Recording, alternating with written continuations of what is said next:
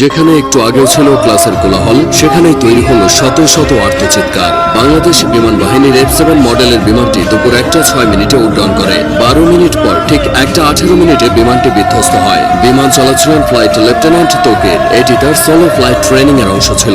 এই ধাপে এসে একজন প্রশিক্ষণরত বৈমানিক প্রথমবারের মতো একা কোনো প্রশিক্ষক ছাড়াই নিজে একটি বিমান ওড়ায়। ফ্লাইটের দৈর্ঘ্য ছিল সাধারণত 20 থেকে 30 মিনিটের, কিন্তু কে জানত মাত্র 12 মিনিটেই সবকিছু শেষ হয়ে যাবে। তাছাড়া এই ট্রেনিং এর আগে পাইলটের মনোবল, দক্ষতা, জরুরি অবস্থা সামলানোর কৌশল সহ নানান বিষয় বারবার পরীক্ষা করে দেখা হয়। সবকিছু ঠিক থাকলে তখন তাকে একাই একটি বিমান নিয়ে ওড়ার সুযোগ দেওয়া হয়। তৌকির সবকিছুর যোগ্য ছিল। তিনি বিমান নিয়ে কুর্মিটোলা পুরান এয়ারফোর্স বেস থেকে টেক অফ করেন।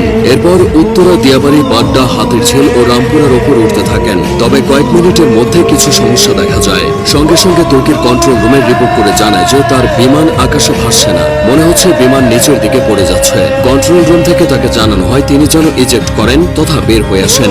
বিমান যখন নিয়ন্ত্রণের বাইরে চলে যায় তখন পাইলট নিজেকে বিমানের বাইরে বের করে আনেন প্যারাশুট সহ।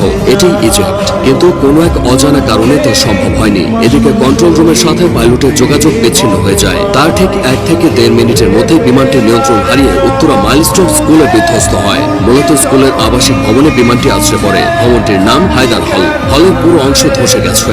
বিমানের বড় অংশটা ক্যাম্পাসের মাঝের ফাঁকা অংশে পড়েছিল। বিমানটি একটু পরে আছড়ে পড়লে হয়তো হতাহতের পরিমাণটা কিছুটা কমত, কারণ ক্লাস শেষের ঠিক পরের সময় বিমানটি আছড়ে পড়েছে। বহু ছেলে মেয়ে ক্লাস শেষে বের হয়ে চলে যেত। যে ভবনে বিমান বাহিনীর প্রশিক্ষণ বিমানটি বিধ্বস্ত হয়েছে সেটি দোতলা ছিল। ক্যান্টিনের পাশেই ওই ভবনটি। ওই ভবনে 2টি তলা মিলিয়ে মোট 16টি ক্লাসরুম আছে আর 4টি শিক্ষকদের রুম। প্রাথমিকের 1ম থেকে 5ম শ্রেণীর ক্লাস হতো এই ভবনে। 3য় ও 4র্থ শ্রেণীর শ্রেণীকক্ষের সামনেই বিমানটি বিধ্বস্ত হয়েছে। তখন ক্লাস চলছিল। কিছুক্ষণের মধ্যেই ক্লাস শেষ হতো। ঠিক সেই সময় কলেজের প্রজেক্ট 7 নম্বর ভবনে বিমানটি ধাক্কা লেগে জ্বালানি লিকেজ হয়। পরে প্রজেক্ট 2 ভবনের সামনে আছড়ে পড়ে। বেলা 1টার দিকে স্কুল ছুটি হয়ে যায়। তবে তখনও কিছু শিক্ষার্থী সেখানে অবস্থান করছিল।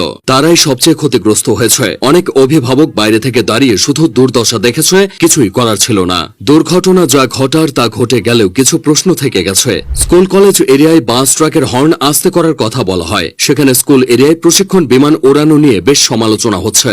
উন্নত দেশগুলোতে বিমান বাহিনীর প্রশিক্ষণ বিমানগুলো জনমানবহীন এলাকায় এনে ওড়ানো হয়, এই যেমন ফাঁকা মাঠ, নদীর পার বা বিধ্বস্ত কোনো জায়গায়। কারণ একটাই, কোনো অনাকাঙ্ক্ষিত ঘটনা ঘটলে যেন ক্ষয়ক্ষতি এড়ানো যায়। এদিকে ঢাকার মতো জনবহুল শহরে বিমান বিধ্বস্তের এই ঘটনা ক্ষয়ক্ষতির পরিমাণ বাড়িয়ে দিয়েছে। তাছাড়া যে বিমানটি নিয়ে তৌকির বের হয়েছিল সেটি বহু বছরের পুরানো বিমান বলে অনেকে দাবি করছে। এই বিমান এতটাই ঝুঁকিপূর্ণ যে দুনিয়া জুড়ে এটি উড়ন্ত কফিন নামে পরিচিত।